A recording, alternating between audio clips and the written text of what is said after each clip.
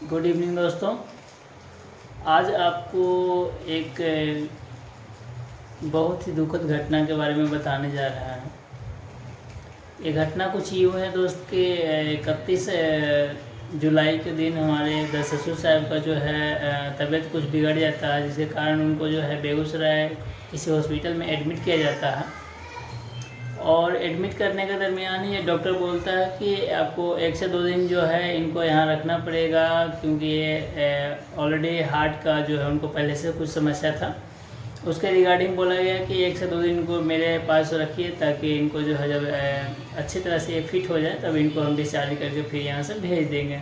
तो उसके डॉक्टर के मुताबिक बोला गया 2 दिन रखने के लिए। तो गार्जियन जो है वो उनके साथ जो गए थे वो उनको 2 दिन के लिए वहाँ एडमिट किए। 31 जुलाई को जो है एडमिट करते हैं दोपहर के 12 बजे के आसपास में। और 31 जुलाई को ही 5 बजे अचानक से जो है उनको जो है पूरा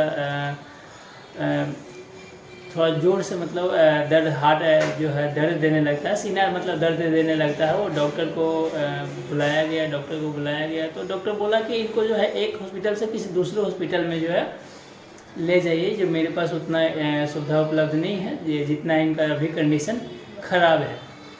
तो उस समय जो है उनको अचानक से पूरा कस के सीना में दर्द हुआ, बस मुंह से एक ही बोली निकलता है कि मैं अब जो हूँ नहीं बचूँगा।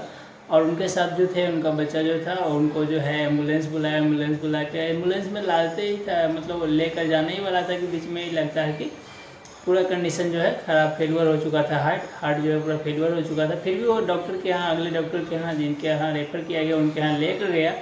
जब उनके यहाँ वो लेकर जाते हैं तो वहाँ पे जो है डॉक्टर मृत घोषित कर देता है। पर बहुत कंप्रेस होता है ना, तो इस तरह से हार्ट बीट को दाबना, तो बहुत कंप्रेस करने के बाद जो है अचानक से थोड़ा सा जो है डॉक्टर बोलता है कि इनको जो है बहुत ना के बराबर जो है सांस का अभी चल रहा है। तो वेंटिलेटर पे जो है उनको रखा जाता है। जब वेंटिलेटर पे उनको रखते हैं तो अचानक सा क्या होता है कि वेंटिलेटर 1-2 घंटा जो है वेंटिलेटर पे रहते हैं। यानी कि 5 बजे यहाँ पे हुआ था, 2 घंटा वहाँ से हॉस्पिटल फिर ले आने में लगा, 5-7 घंटा। उसी दरमियान उनका डेथ हो चुका था। फिर भी डॉक्टर के यहाँ जाने के बाद जब बताया कि अभी ये जीवित है, वेंटिलेटर पर रखता है। 9 बजे रात में जो है ये बोलता है कि आप जो है आपका पेशेंट पूर्ण रूप से ख़त्म हो चुका है। वैसे तो वो बोलता है कि अब 24 घंटा का पेमेंट कर ही चुके हैं, तो 12 घंटा वेट कीजिए। पर गार्जियन जो है उनको जब पूछे बताएं तो पूरा हाथ वगैरह चेक किए तो पता चला कि ये जो है डेथ हो चुके हैं। तो उनको जो है वहाँ से रिलीज़ कराया गया।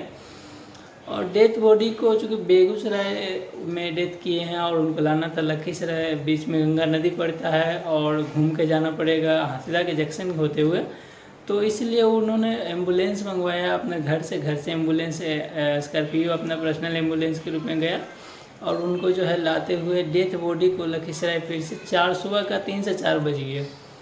और चूँकि मेरे पास कॉल तो आ चुका था रात में 9 बजे ही कि वो दादाजी को देहांत हो गया है। तो हम लोग सोचे कि ऐसे भी अब डेथ बॉडी को जाने में 4 बज जाएगा। अब मेरे को तो रहना है पटना में, पटना से हमको जाना था लखीसराय और डिस्टेंस भी बहुत लंबा था। रात में कोई ट्रेन की सुविधा भी नहीं था। तो मैं जो है सोचा कि सुबह में क्यों नहीं निकला जाए। सुबह हुआ तो सुबह का 5 बजे जो है हम लोग पटना से जो है चल करके लखीसराय पहुंचते हैं। तो लखीसराय जाते हुए 9-9:15 बज जाता है। उनका जो है दर्शन भी हम लोग को हो जाता है, आखिरी दर्शन तो हो जाता है। उसके बाद जो है 10 बजे के तकरीबन जो है फिर हम उनको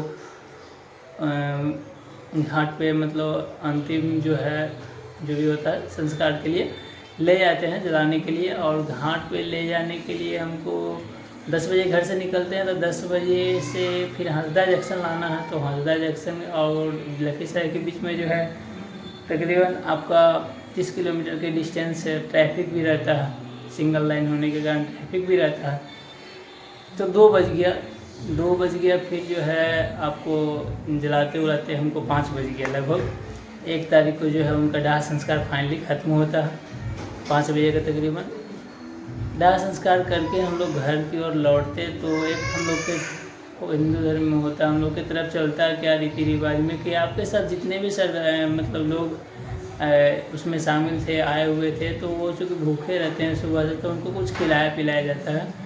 तो वही बगल में एक होटल किया गया था, उसमें कुछ खाने पीने का व्यवस्था था, तो लोग खाए पिए, खाते पीते होते उनको जो है 7 से 8 बज गया, रात 7 से 8 बज गया, लगभग 8 बज गया। 8 बजे हम लोग हथरा से फिर लखीसराय के लिए निकलते हैं। पूरी तेज़ी से बारिश, चूँकि मौसम बारिश का है तो बारिश भी हो रहा था, इतनी बारिश हो रहा था क्या बताएं, पूरे हम लोग भीग गए थे, गाड़ी से थे फिर भी भीगे हुए थे, 4 चक्का से थे फिर भी भीगे हुए थे।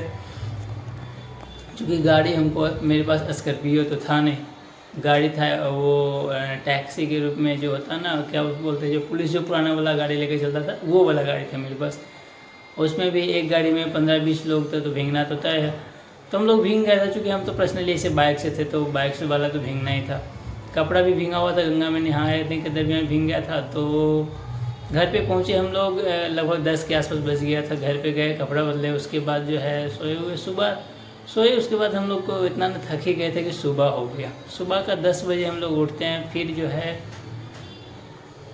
2 अगस्त के दिन जो है उनका दुधमुही होता है। दुधमुही हम लोग नहीं कर पाए, हम लोग को घर का कुछ काम था, पर्सनल मैटर था, तो घर का कुछ काम के कारण हम लोग सवेरे चलाएँ। 11 बजे हम लोग निकले वहाँ से पटना के लिए, और फाइनली हम लोग जो है 2 बजे के आसपास दोपहर 2 तारीख को जो है पटना पहुंच गया। पटना पहुंचा, भाई थका हुआ था, तो फिर जो है फिर से नींद आ गया। आप लोग को बताने में हमसे विलम्ब हो गया, इसके लिए सॉरी, माफ़ी चाहता हूँ।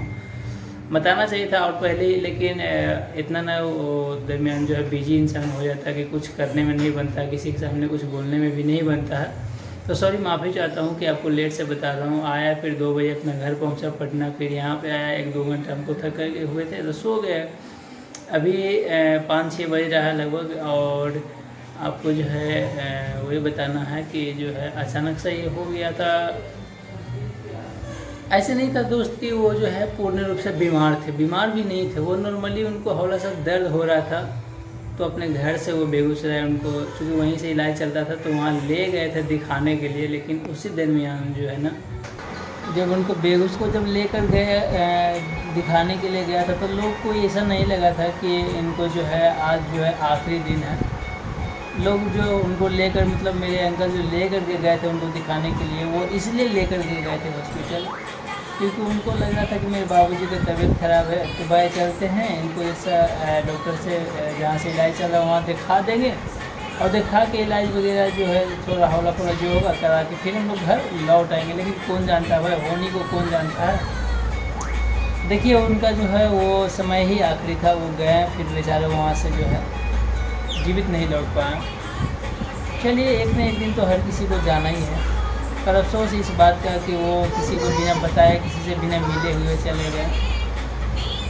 इस चीज़ का हम लोग को बहुत सारा दुख है, बहुत दुख है। पर क्या कीजिएगा, ऊपर वाला का कहता है कि जिसको ऊपर वाला बुलाता है वो अचानक से ही बुलाता है, किसी को मैसेज, किसी को सूचना देकर नहीं बुलाता है। अचानक से सब चीज़ चलता रहता है, उससे अचानक में सब समेट भी जाता है।